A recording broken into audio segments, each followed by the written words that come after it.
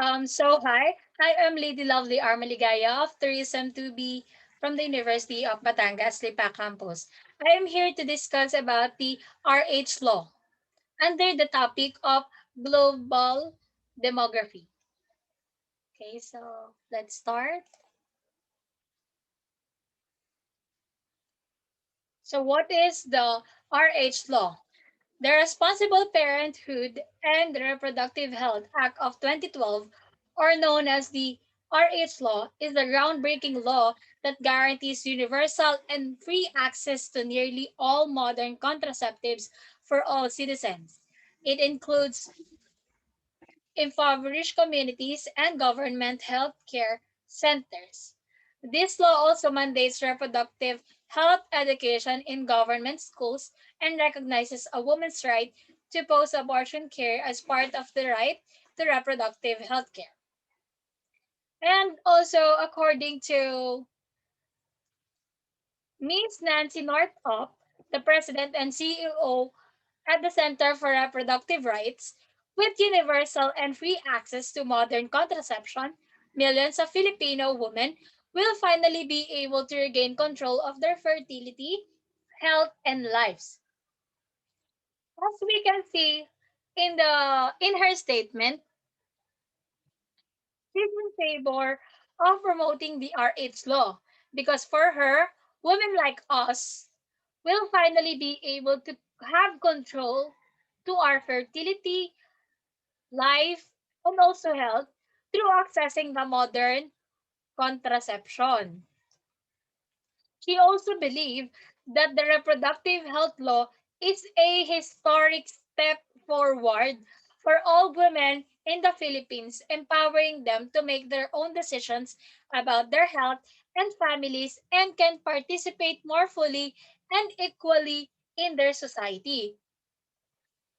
As sinasabi dito na para kay Miss Nancy Northup, the reproductive health law ay isang significant step that allows a women in the Philippines to make their own decisions about their health, family, and also women will be able to participate or contribute more fully in our society.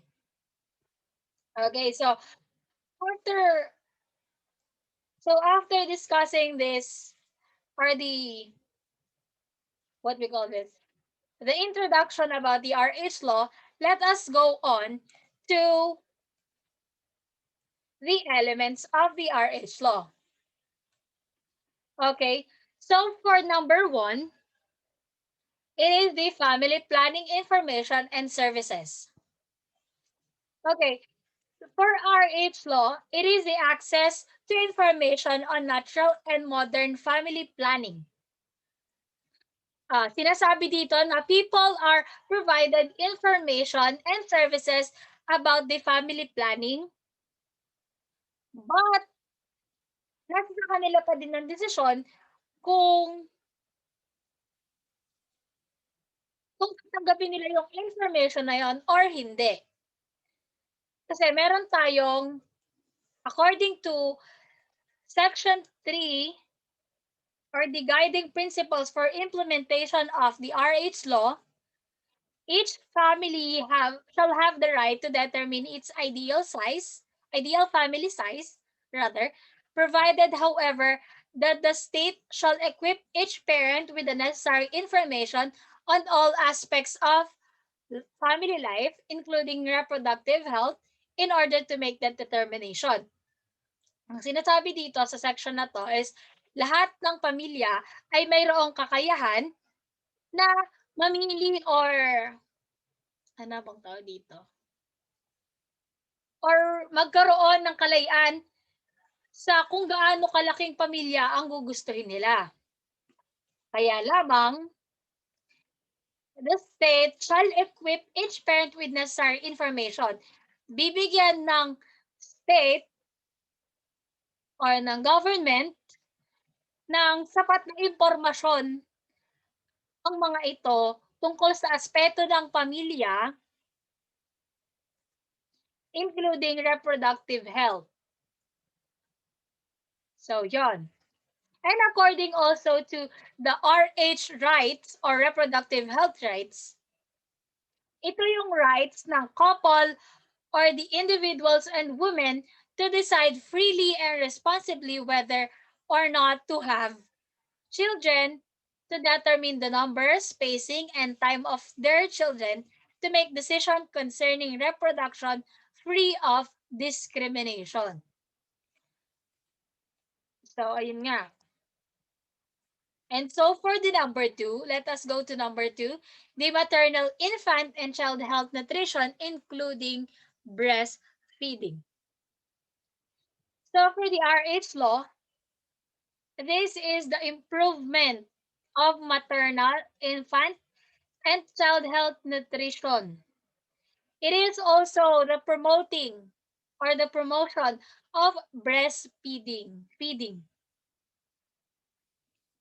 I think they are prioritizing the maternal and child health because they see that the well-being of the child and the mother as an important public health goal. Bakit? Because they believe that the well-being determines the health of the next generation. And also, it can help predict future public health challenges sa mga pamilya, komunidad, and sa healthcare system. So next is the prevention of abortion and management of post-abortion complication. So according to my research, marami daw tao ang nami-misconcept or do not understand the RH law. Bakit? Kasi they believe that RH law legalizes abortion, but it does not. Because this law protects the life of the both and because this law protects the life of mother and the children or the baby in her womb.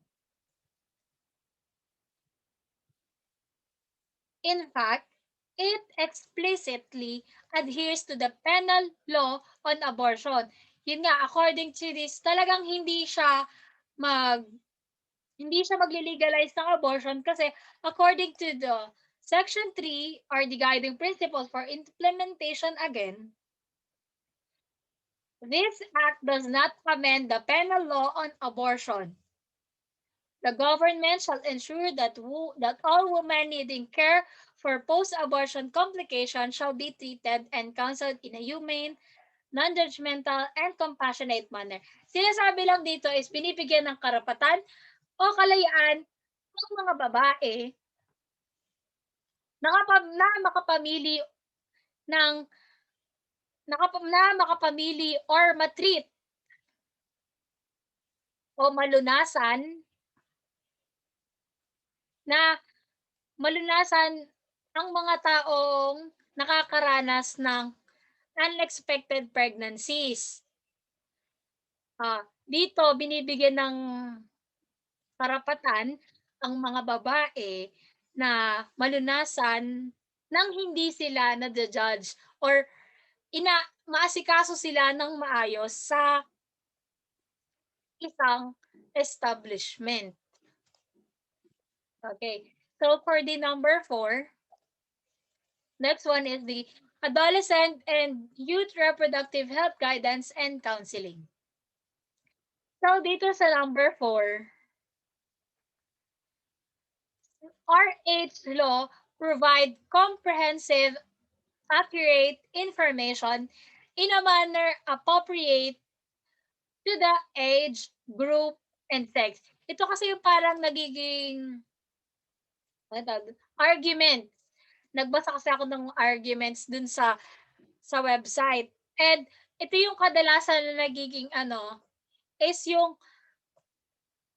yung sex education na sinasabi nila na magiging open daw ang sex education sa lahat. So, parang it is a negative for us. But sabi ng RH law, they are just involving young people as a key decision maker in the implementation and evaluation of this RH law. They are just addressing barriers to assess or to access health and information services. They are empowering adolescents to make life choices that are best for them. Ibig sabihin, they are giving guidance or counseling to the youth students about the future of being a mother and having are the aspects of life including the sex life. Dito nga, according nga sa Section 13, which is the Age and Development Appropriate Reproductive Health Education, the state shall provide age and development appropriate reproductive health education, which shall be taught by adequately trained teachers in formal and non-formal education system and integrated in relevant subjects such as but not limited to values formation, knowledge and skills in self-protection against discrimination, sexual abuse, and violence against women and children and other forms of gender-based violence and teenage pregnancy, physical, social, and emotional changes in adolescents, women's rights and children's rights, responsible teenage behavior, gender and development, and responsible parenthood.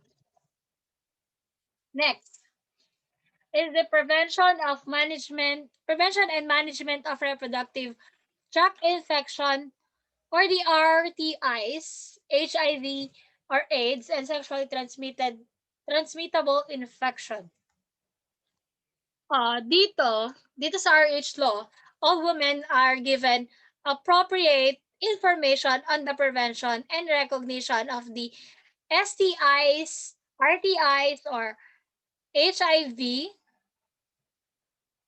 Health education activities are carried out to increase community awareness on the prevention and management of this infection. And so for the number six rather, elimination of violence against women and children and other forms of sexual gender-based violence. So, pinopromote ng RH law ang pagtatagtag ng violence against women. 'Di ba ngayon meron ng law na nagpoprotekta sa violence against women and children. Ito yung VAUC. Siguro parang kagaya lang din ito yon or they are connected with each other. So for the number seven, education and counseling on sexuality and reproductive health. So for number three, it refers to a lifelong learning process of providing, according to RH law, it is the lifelong learning process of providing and acquiring complete, accurate, and relevant information and education on reproductive health and sexuality through life skills educations and other approaches. Ibig sabihin lang nito, ito ay panghabang buhay na matututunan natin na binibigyan tayo ng mga complete, accurate, and relevant information na magagamit natin in the future. And for the next, treatment of breast and reproductive tract cancers and other gynecologic conditions and disorders. Next one is the male responsibility and involvement of and men's reproductive health. Number 10 is the prevention, treatment, and management of infertility and sexual dysfunction. So dito sa number 10, ang nakakatulong yung RH law sa pagpe-prevent or pagbibigay ng tulong sa mga taong infertile or may problema sa kanilang sexualidad or merong nakakaranas ng sexual dysfunction.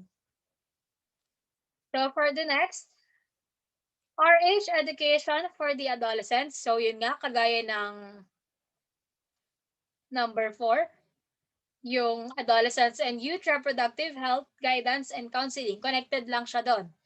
And so for the number 12 is the mental health aspects of reproductive health care. So ayun, parang pinopromote din ng RH law ang mental health or dito nabibigyan ng pansin ang mental health issues. And also, this law provides for the following among other things.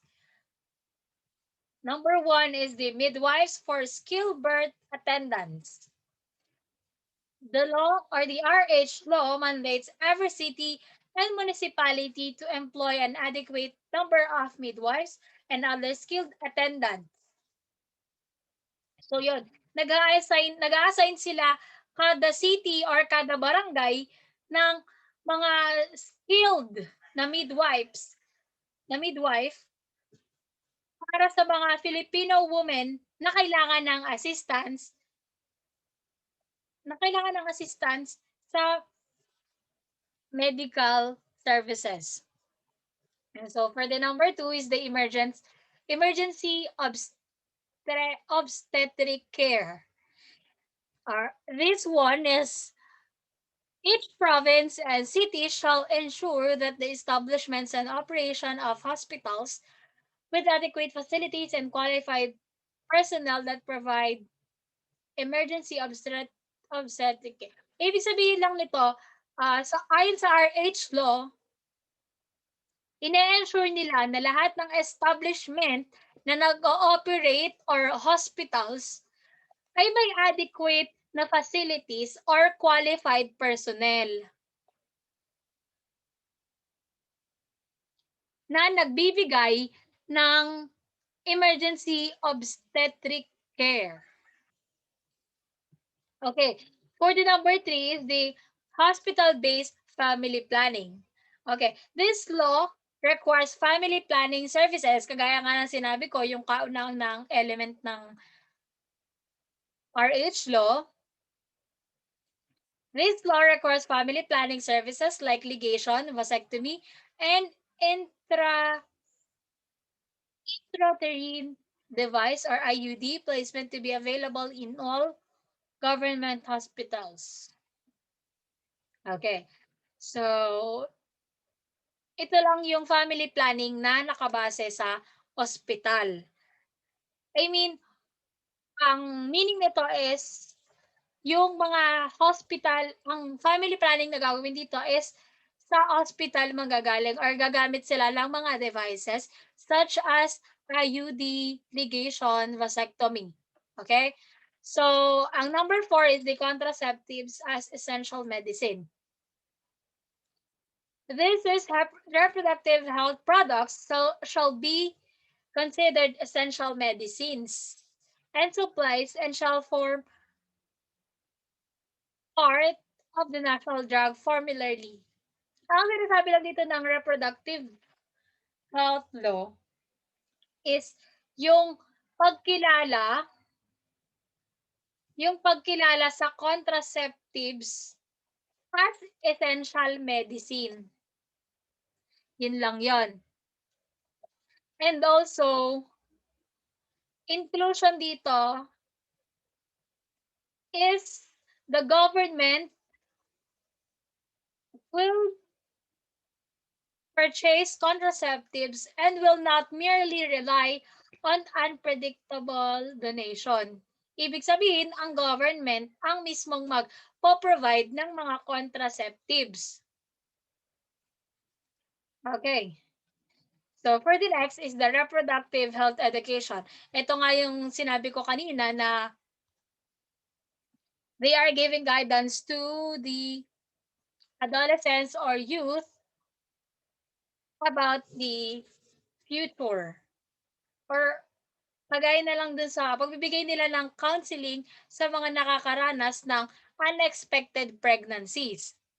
Because na sinasabi dito, RH education shall be taught by adequately trained teachers in an age-appropriate manner.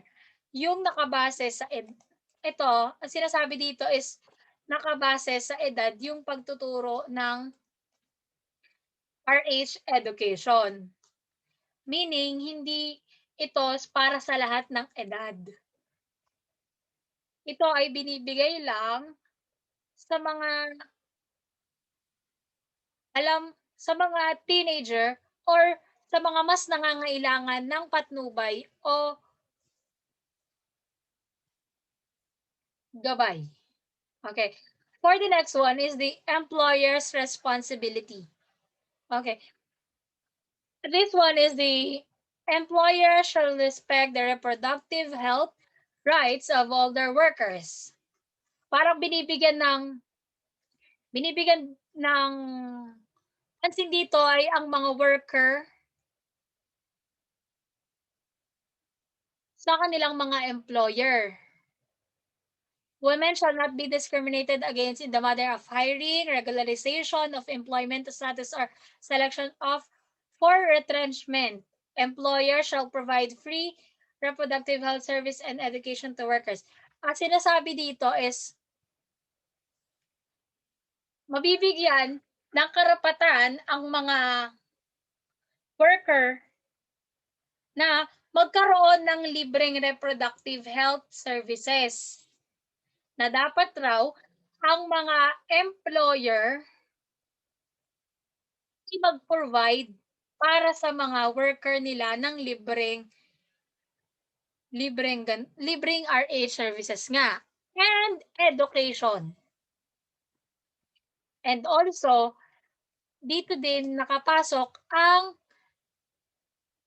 na kailangan ang employer will respect the reproductive health right of its worker.